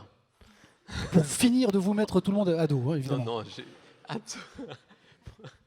Non, j'ai en plus absolument pas la compétence et la connaissance, j'allais dire, très précise de ce que vous faites, même si j'ai plutôt évidemment une bonne image. Là, c'est pour regagner 1% de la salle avec moi. Bon. Non, mais il y a un alignement de la puissance publique, des actions politiques, des acteurs économiques du territoire qui participent à cette réussite, sans patriotisme, bien sûr. Bon. C'était pour faire monter la pression. Bien sûr, mais c'était pour orienter votre réponse. Non, bien sûr, mais je pense que les 2 jours de table ronde ont montré les aspérités, j'allais dire la volonté politique, le positionnement culturel, alternatif, qui est très fort. Et en effet, moi je pense que le lâcher-prise, la convivialité, mais en fait, c'est ce qui a été dit tout à l'heure, je me suis énormément retrouvé dans les mots employés. Le voyage, un événement, c'est un voyage en réalité. Donc travaillons ces logiques-là. Je crois beaucoup aux effets de vide. Ça, je crois que c'est Charles Pépin qui en parlait ce matin. C'est antinomique d'un organisateur d'événements. C'est pas facile de laisser le vide et de laisser le hasard s'opérer sur un événement qui doit être cadré, minuté, avec une logistique, une maîtrise de la sûreté, de la sécurité, etc. Et pourtant, c'est cette surprise, c'est ce décentrement. Je vous invite, pour ceux qui ne connaissent pas, à aller voir le Sitou à Montréal, tout du moins aller le voir en vidéo au moins pour voir ce que ça donne. Mais voilà, c'est cette capacité aussi à se décentrer, à voyager, à faire un brainstorming à 10 mètres d'altitude, à se former en étant dans des situations complètement insolites. Et donc, en effet, je crois que c'est ça, c'est cette capacité à rendre poreux une personne d'un ailleurs, d'autre chose. Et ça, je pense que Nantes a quand même de sacrés atouts à faire valoir, avec tout le travail du voyage à Nantes, avec aussi tout ce qu'il y a derrière en école de design, etc. Là, on voit que mes connaissances vont s'arrêter sur votre territoire. Mais en effet, je pense que c'est tout ça. Et derrière, je termine juste, l'expérience territoriale, c'est un peu un sujet tarte à la crème. Ça fait à peu près 20 ans qu'on en parle. Je considère qu'on n'a jamais véritablement abordé ce sujet-là sous l'angle de l'expérience, mais plutôt de la logistique. On sait très bien que le train doit être à l'heure, les taxis doivent parler anglais, que l'hôtel doit être impeccable, etc., etc. Je pense que tous ces moments-là sont des points de contact d'expérience. Et que ce colloque peut aussi démarrer à 19h avec une toute petite capsule très inspirationnelle de 15 minutes dans le lobby de Loco Hotel, par exemple. Puis ensuite se poursuivre ailleurs. Et je pense que c'est cet ensemble-là qui composera la richesse de ce qu'on retiendra. Je pense qu'il y a un sujet majeur, et je terminerai par là, c'est le sujet du souvenir. Et je pense que quand on design un événement, il faut s'interroger sur le souvenir qu'on va y laisser. Voilà. Avec des enjeux de transfidélisation, transformer un acteur, une rencontre professionnelle en un futur tourisme d'agrément. Le temps est venu pour vos questions, bien entendu. Il y a des micros qui circulent dans la salle. Vous levez la main, vous avez la gentillesse de vous présenter et de poser votre question ou faire votre remarque, de poser votre question en l'adressant en particulier à l'un de nos intervenants au besoin. On vous écoute, bonjour. Merci d'être avec nous. Je m'appelle Annelise. En fait, on a entendu beaucoup de choses sur justement l'innovation, donc qui a été assimilée au digital, l'évolution, le fait de former aussi les gens à la responsabilisation. Innovation, évolution, ça part du principe de nouveauté, de mouvement en avant, mais quand on a une émotion, quand on regarde un film, on reste quand même spectateur. Quand on a une volonté de formation, on a une volonté de transmission, d'échange. Et pour résumer, en fait, à quel moment, si on part sur ce digital, à quel moment l'innovation, en fait, est un moyen d'évolution ou alors elle en devient un frein? Quand on est dans le digital, on est quand même spectateur de ce qui se passe. On peut être acteur, mais il y a un écran qui nous sépare malgré tout. Quand on a besoin de travailler justement à former des gens, à leur faire passer un message, à les entraîner avec nous, il n'y a rien de mieux que d'être en direct. C'est-à-dire que là, on a un échange vivant, on se regarde, on n'a pas un écran qui nous sépare, il y a quelque chose qui se passe. Donc comment on peut transmettre vraiment les notions de valeur, de ensemble? Il n'y a rien de plus fort que d'être réellement ensemble. Comment vous voyez les choses? À quel moment justement on peut soi-même se rendre compte que l'innovation, on est à la limite par rapport à l'évolution qu'on veut y mettre? Je ne sais pas si je suis claire. Merci pour votre question, votre remarque. Est-ce que quelqu'un veut réagir? Et pendant ce temps-là, on passe le micro à quelqu'un d'autre qui va lever la main. Merci beaucoup. Elvire de Chalut. C'est une grande question qu'on s'est posée, évidemment, puisque très compliqué de recréer ce qu'on peut retrouver, la chaleur qu'on peut retrouver dans un événement physique, dans un événement virtuel. Donc la réponse, c'est qu'il n'y a pas de solution à ça, clairement. Et tout ce qu'on a mis en place, ça n'a pas marché. Les seules choses qu'on a mis en place qui ont un peu mieux fonctionné, c'est de créer un peu une forme de rencontre pré-ciblée au hasard, donc ce qu'on a appelé des chat roulettes. Donc, je ne sais pas si vous êtes un peu familier du fait, mais en gros, à la fin d'une session, on va faire une espèce de roulette russe avec les participants d'une session et on va les mettre ensemble à 15, et donc pour qu'ils puissent débriefer de la session qui vient de se passer. Ça fonctionne très bien dans des métiers très ciblés. Ça ne fonctionne pas quand on est dans une communauté de gens qui sont un peu disparates, dans lequel il y a plusieurs choses, parce que du coup, ça ne s'anime pas du tout seul. Mais quand on est dans une communauté très ciblée, avec des gens sur des sujets très pointus, ça fonctionne bien. Voilà, donc c'est une piste. Mais ce n'est pas ça qui va créer non plus la fameuse chaleur de la poignée de main. Mais cela dit, et comme l'a déjà dit Mélanie, je ne crois pas que le virtuel va venir remplacer justement l'expérience physique, puisque la manière, et ce que j'ai un peu évoqué aussi tout à l'heure, la manière dont on consomme le virtuel, elle n'est pas du tout pareille. On ne va pas être là et traîner et chercher à cette rencontre un peu chaleureuse qu'on peut retrouver dans un événement physique. On va venir chercher plutôt dans un événement virtuel une vraie information, un sujet précis. Et donc clairement, cette révolution est une innovation dans ce sens-là, pour trouver plus rapidement une information et peut-être pouvoir cibler plus rapidement des gens vers qui on peut se tourner pour avoir des sujets très précis. Mais ce n'est pas une innovation clairement dans la rencontre chaleureuse, quoi, comme telle qu'on l'entend. Bon, et je crois qu'Anthony avait envie de réagir à la notion de chatroulette, c'est bien ça? Et bien évidemment, mais plus tard. J'espère qu'on a réussi à montrer pendant ce moment-là qu'on ne restreignait pas l'innovation au digital. On a parlé de nouveaux formats, on a parlé d'expérience territoriale. En effet, pour moi, encore une fois, j'aime pas isoler le digital. En revanche, je vais quand même rentrer dans votre question quand vous dites on est spectateur. Bah oui et non. Si vous visionnez, que vous participez au dernier épisode Bandersnatch de Black Mirror, je pense que certains connaissent. Bon, vous êtes acteur en réalité. C'est vous qui décidez du scénario du film, de l'épisode en l'occurrence, que vous êtes en train de regarder, avec des ramifications de scénarios possibles. Quand vous regardez les expérimentations qui ont été faites dans le monde culturel, le théâtre immersif, le théâtre d'improvisation, le théâtre du Rond-Point a fait des choses assez incroyables. Vous êtes chez vous, normalement, on sait ce que c'est le théâtre d'impro, la salle réagit, vote, etc. Là, vous pouviez vous retrouver chez vous, vous aviez un système de vote pour influer sur le scénario de... Quand vous regardez Comic-Con, je vous invite, pour ceux qui ne connaissent pas, à regarder cette convention pop culture qui se tient pour la partie, j'allais dire, parisienne, que je connais le mieux parce que je vais la visiter régulièrement à la Grande Halle. Comic-Con n'existe pas sans la montée en tension sur le digital. Où 6 mois avant, 8 mois avant, vous avez la communauté qui dit « Ah, il y aura tel acteur de telle série. Ah, mais nous, on aimerait bien tel acteur de telle série. » Et puis les participants commencent à se prendre en photo, puisque c'est eux qui se font leur costume. Le carnaval de Venise n'existe pas sans les carnavaliers. Comic-Con n'existe pas sans les personnes qui viennent habiller, font monter la pression avant et partagent leurs souvenirs après. Pour appuyer, et je termine par là sur la notion de participatif, regardez ce qui se passe en termes de financement participatif. Quand WSN, qui organise des événements sur la mode et le lifestyle, fait un partenariat avec Ulule, plateforme, financement participatif, c'est la communauté. C'est la communauté des jeunes créateurs qui décide de dire, parmi ces 150 projets de jeunes créas, c'est ces 15-là pour lesquels on va voter. Et du coup, c'est ces 15-là que nous, la communauté, on va faire roi demain et qui vont pouvoir se retrouver physiquement le jour J sur l'événement. Donc c'est pour ça que je sortirais de passif actif. Sincèrement, j'ai participé à beaucoup d'événements où je n'étais pas du tout acteur.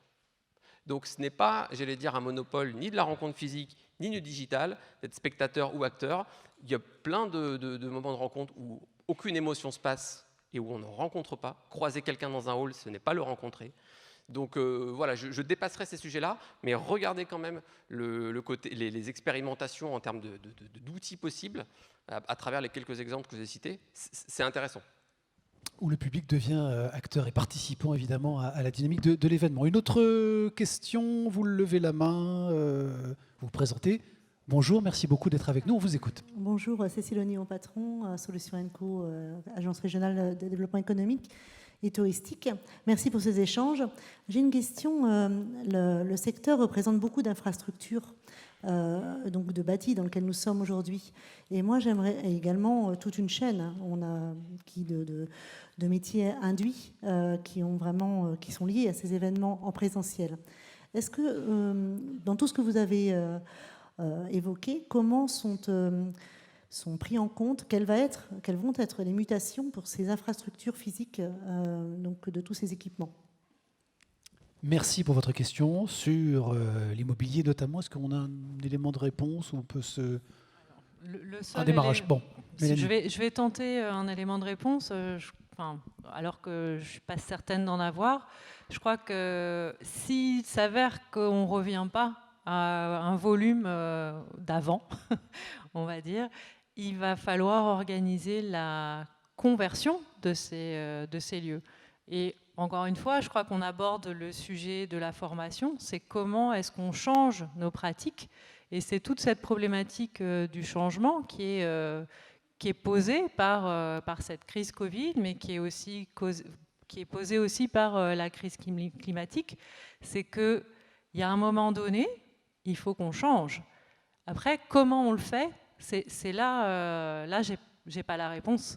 Je suis désolée, mais je crois aussi que là, les territoires doivent travailler sur cette question. C'est une question importante. C'est comment est-ce qu'on convertit des infrastructures existantes, comment on les réutilise, comment on reprofessionnalise des gens qui savaient faire que des événements physiques. Mais bon, on a vu qu'ils sont adaptés super vite. Il faut cette volonté d'aller de l'avant et de ne pas trop regarder en arrière, en fait, de dire oh, avant c'était comme ça, c'était vraiment tellement bien. Mais je crois qu'on va avoir besoin d'innovation, on va avoir besoin de se poser les bonnes questions. Mais je n'ai pas de réponse. Bon. En conversion des lieux, on sait un peu y faire ici à Nantes, notamment de friches industrielles en lieux culturels notamment. Une autre question, merci Mélanie pour ces éléments de réponse. Bonjour, merci beaucoup d'être avec nous. On vous écoute, monsieur. Est-ce que vous croyez à une forme de porosité entre tourisme d'affaires, tourisme de loisirs et télétravail? C'est-à-dire, autrement dit, je fais un congrès sur Nantes, puis je reste 10 jours parce que c'est chouette, soit pour les vacances, soit pour le travail. Question intéressante, merci monsieur également. On vous écoute sur les éléments de réponse, Anthony ou Elvire. Voilà. Non. Merci d'être venu. Non, mais c'est déjà le cas en fait. C'était déjà le cas avant. En tout cas, le tourisme le week-end qui suit le congrès ou le week-end qui précède le congrès, on vient avec sa famille et même la famille reste pendant le congrès, etc. C'est déjà des choses qui se passaient au préalable. L'aspect télétravail s'est permis grâce au virtuel. Le virtuel étant probablement une manière de consommer l'événement donc à distance. Qui va probablement être fait une année, 2 années, et la 3e année, on viendra physiquement sur place, et peut-être avec sa famille, etc., etc. Mais c'était déjà des choses qu'on constatait, et surtout pour les étrangers. On avait, dans les congrès francophones qui ont lieu en France, on a à peu près entre 25 et 30% d'étrangers, Belgique, Suisse et Afrique du Nord.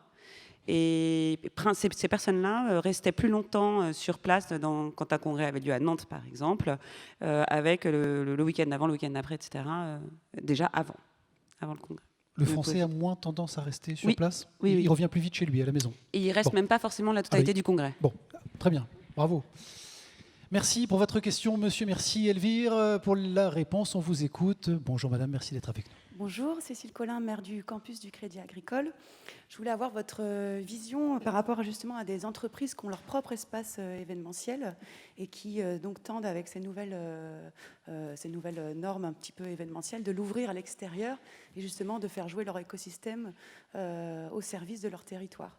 Est-ce que ça peut paraître une réponse justement Alors, ces initiatives, qui sont plus des initiatives maintenant confirmées, en tout cas des expériences intéressantes du côté des entreprises. Je laisse la Cité des Congrès répondre à cette question.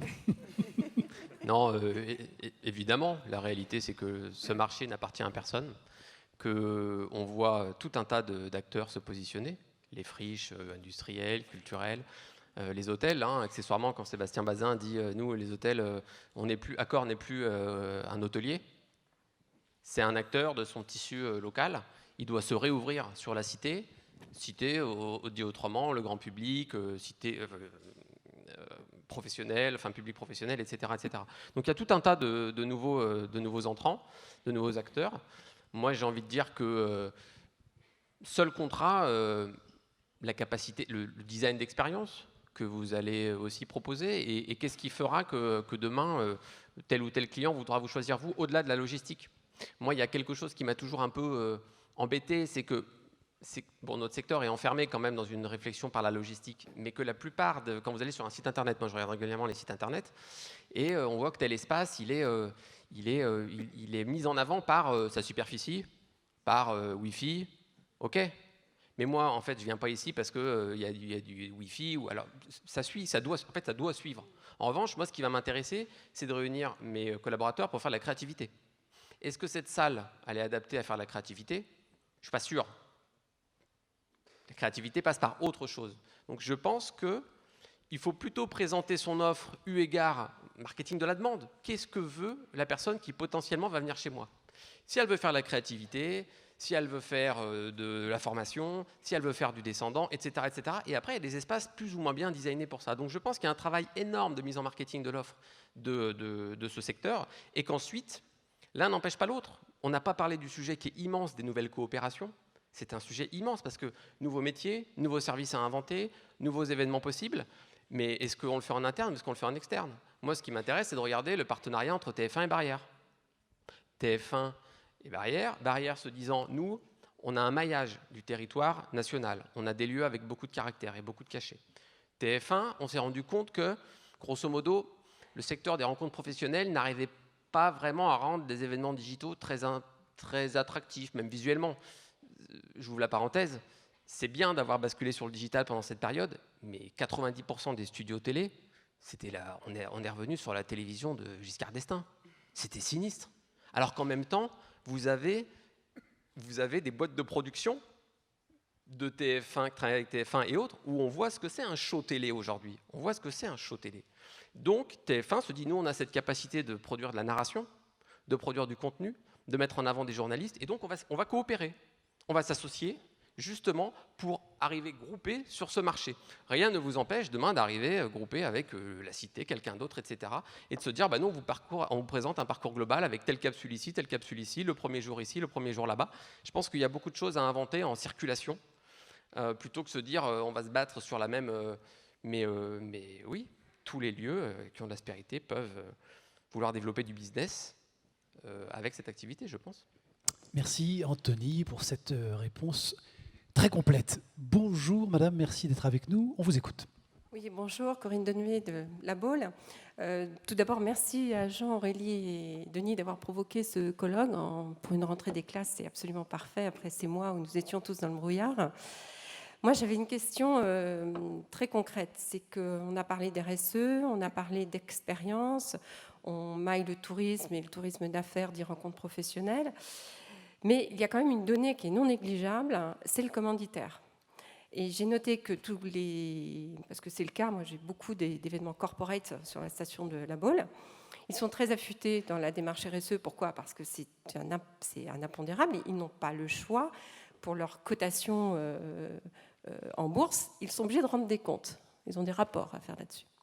Mais sur le média congrès, moi je note une chose, c'est que ça les intéresse pas vraiment, ça ne fait pas partie des grilles d'éligibilité, que la notion de sens dans le protocole d'accueil hospitalité qui fait partie de nos métiers est très vite oubliée après le dossier de candidature qui fonde l'attractivité de la destination autour de ces démarches éco-responsables. Et donc moi, je pose une question, c'est notamment à Anthony, Elvire et puis madame que je ne connaissais pas, mais bravo.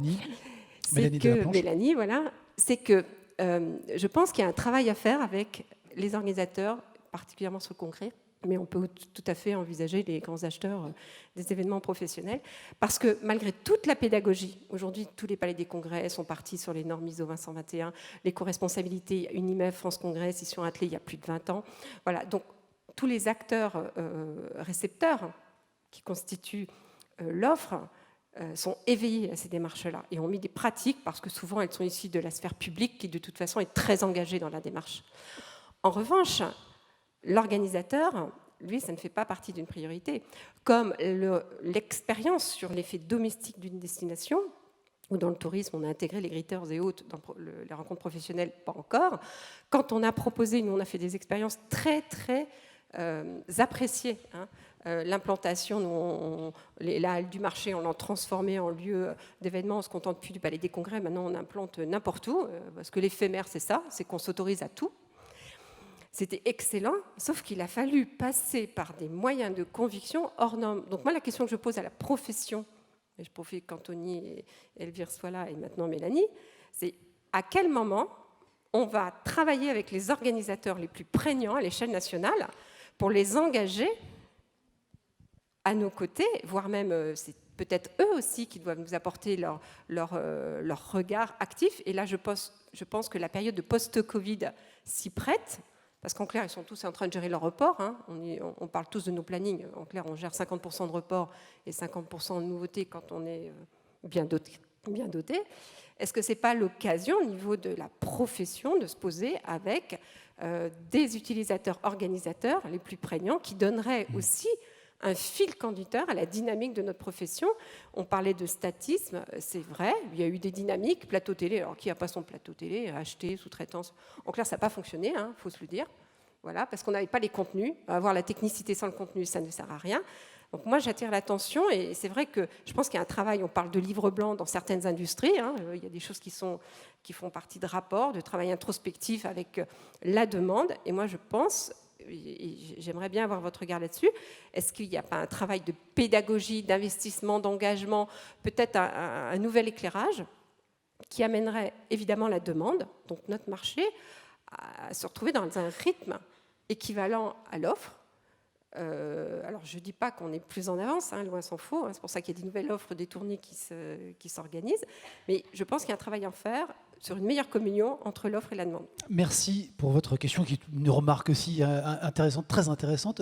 Mélanie, tout le monde est prêt, sauf les organisateurs? Je crois que les organisateurs, ils ont peu de temps. Je crois aussi que pour répondre à votre question, dans la RSE, il y a un gros volet qui est le travail avec les parties prenantes, l'interrogation des parties prenantes. Et c'est vrai que c'est souvent un volet qui est survolé, mais c'est que le travail sur des problématiques environnementales, sociétales, il doit être travaillé en réseau. Et c'est ce réseau d'acteurs de l'événementiel qui doit travailler ensemble à trouver des solutions. Et quand je parlais au début de la maturité, je crois que ça va doucement, ça prend du temps. C'est que oui, on a mis un ISO 221 en place, mais si l'ISO 221 il vit avec une personne qui est dans son bureau et qui est responsable quand l'auditeur vient tous les ans, ça ne va pas marcher. Le principe de la RSE, c'est aussi de l'opérationnaliser. Et c'est là que le bât blesse, certainement. C'est qu'il y a des vraies questions de j'ai une politique RSE, je dois baisser mon impact environnemental ou augmenter mon impact positif social. Comment je fais? Voilà, c'est vraiment une vraie question. C'est que le secteur a du mal à comprendre comment opérationnaliser ça. Je ne sais pas si ça répond un peu à votre question, mais il y a ce besoin de cohérence aussi. C'est que le donneur d'ordre, le corpo qui veut avoir, un lieu qui n'a pas trop d'émissions carbone, qui fait attention à son offre, etc., il le met dans son appel d'offres et après c'est oublié. C'est ce que vous disiez. C'est qu'il faut une cohérence et ça passe par la formation et la compréhension des sujets. Et je crois qu'il est aussi beaucoup survolé et qu'il y a un manque de formation, clairement, dans le secteur. Dont acte, Mélanie, merci beaucoup. Une dernière question. Alors, on va prendre, c'était le jeune homme, ou non, la jeune fille. Ça a changé d'interlocuteur, pas de problème. Bonjour. Merci d'être avec nous. On vous écoute. Alors, donc, vous avez parlé des nombreux avantages de la digitalisation du travail et notamment de la baisse de l'empreinte carbone que cela entraînera grâce à la diminution des charges, donc par exemple l'alimentation des bureaux, le transport. Mais est-ce que justement ça ne va pas aller en arrière et de manière négative par rapport au mode de production de ces outils numériques, ces matériaux technologiques par rapport à leur mode de production, donc l'impact environnemental que cela aura, donc les minerais, les matériaux rares, le transport de ces métaux. Voilà ma question. Alors, la contradiction, là, on peut y répondre à cette équation complexe, Anthony, Elvire. Digitalisation, oui. Économie d'échelle, oui. Économie de distance et de mobilité, oui. Mais un digital qui pollue aussi. Bah oui. Et dont on parle peu, effectivement. Merci pour votre question. Non, mais bien sûr. Je crois qu'on a à peu près tous compris qu'il n'y avait pas de solution miracle et que l'innovation allait aussi se confronter au mur de la matérialité des choses. Voilà, de l'accès aux terres rares, aux ressources, etc. Moi, je pense qu'il y a un ensemble de faisceaux sur lesquels on peut jouer. Les infrastructures intelligentes pour bien gérer la consommation énergétique, la consommation d'eau, plus tous les exemples qu'a cité Mélanie tout à l'heure. Donc, l'innovation, en tout cas les nouvelles technologies, peuvent avoir là aussi un rôle à jouer pour diminuer sur un certain niveau. Mais de l'autre côté, en effet, on reste confronté au sujet, je ne vais même pas dire dans lequel on entre, dans lequel on est, de la planète qui flambe. Alors c'est dommage de terminer, mais c'est le réel, on termine par le réel finalement. Et donc ça pose la question à tout à chacun de la place qu'on souhaite avoir. Et je pense que la place des événements, elle se juge au regard de leur process, mais de leur rôle sociétal. Voilà. Les événements sont des plateformes médiatiques, d'engagement très forts. Quand le CIAL décide de s'associer avec Make.org, la grande plateforme citoyenne que vous connaissez, pour participer à la grande consultation internationale sur l'alimentation de demain, ils n'ont pas grand-chose à y gagner, le CIAL. Bon, hormis, je vais dire, un petit coup de marketing à la limite, et je ne suis pas naïf, mais il n'empêche qu'ils mettent leur communauté au service de l'intelligence à produire pour le bien commun, comment on peut mieux rémunérer, mieux considérer les travailleurs, mieux gérer les ressources en eau, etc., etc. À chacun de faire sa part. C'est la seule chose avec laquelle c'est Harari, la seule chose avec laquelle je terminerai. Donc non, il n'y a pas de solution miracle. La réponse à un problème amènera un autre problème. C'est l'histoire du monde. Là, c'est mon moment philosophe de comptoir ce matin. Vous avez des vrais philosophes. C'est le café du commerce. Mais il n'empêche. Donc voilà, il n'y a pas de réponse magique. On ne va pas sauver les choses de cette manière-là, mais il faut contribuer autant que possible. Anthony Forêt, Elvire de Chalut, Mélanie Delaplanche, on peut les applaudir évidemment tous les trois pour leur présence. Et l'immense plaisir de se retrouver justement en présentiel avec le voyage à Nantes et à la Cité des Congrès, bien sûr, et c'est Denis Caille, justement, qu'on va retrouver avec grand plaisir pour la conclusion de cette séquence. Mon cher Denis, vous restez avec nous. Mon cher Denis, je vous laisse prendre la parole au pupitre, peut-être. Vous nous avez écoutés avec beaucoup d'attention, je le sais, vous étiez au premier rang, je vous ai vu prendre des notes. Peut-être pas de synthèse exhaustive, ce serait bien périlleux, mais qu'est-ce qui vous a marqué? Qu'est-ce que vous avez envie de retenir de nos échanges? Alors, je vais enlever le masque, ça sera plus simple. Bon, tout d'abord, j'ai trouvé le niveau de l'intervention de nos trois intervenants particulièrement intéressant parce qu'il exprime bien la réalité de ce qu'on vit depuis des mois, c'est-à-dire qu'on a parlé... non pas de révolution, mais plutôt d'évolution, qui est absolument indispensable au travers des différentes thématiques qui ont été évoquées. Moi, je retiendrai à travers tous ces échanges que l'événementiel et le tourisme professionnel, c'est d'abord une activité extrêmement humaine. C'est-à-dire que l'humain est omniprésent et on peut parler digitalisation, on peut parler distanciel, on en a beaucoup parlé.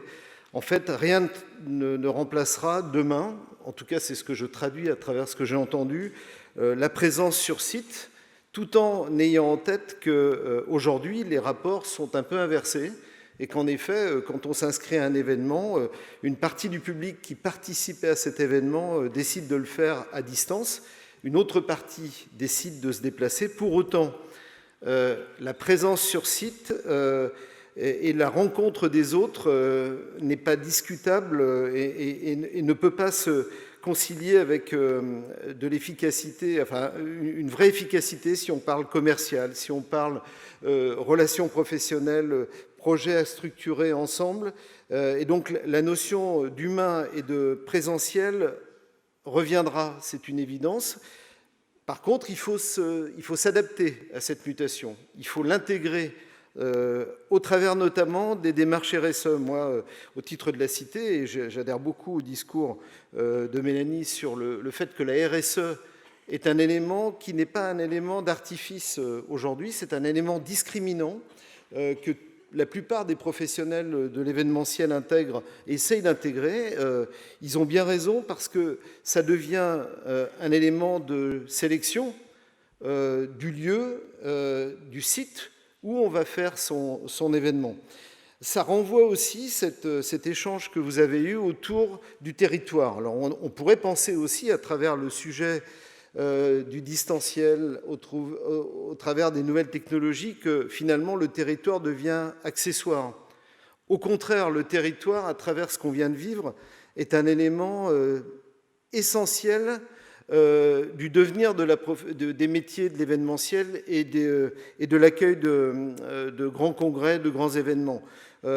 L'exemple de ce que Anthony a vécu dans le Sud-Ouest est intéressant. L'expérientiel, le vécu est en effet un élément, je retiens ça en tout cas de vos échanges, un élément absolument indispensable pour que les personnes, notamment par rapport au tourisme d'agrément, aient envie de revenir dans un endroit où ils ont gardé en mémoire un certain nombre de choses extraordinaires qu'ils ont pu vivre et qui va rester gravé, tout en étant parfois en marge de l'événement qu'ils ont vécu et qui n'est pas au cœur, cette expérience qui n'est pas au cœur de la problématique professionnelle pour laquelle ils se sont déplacés.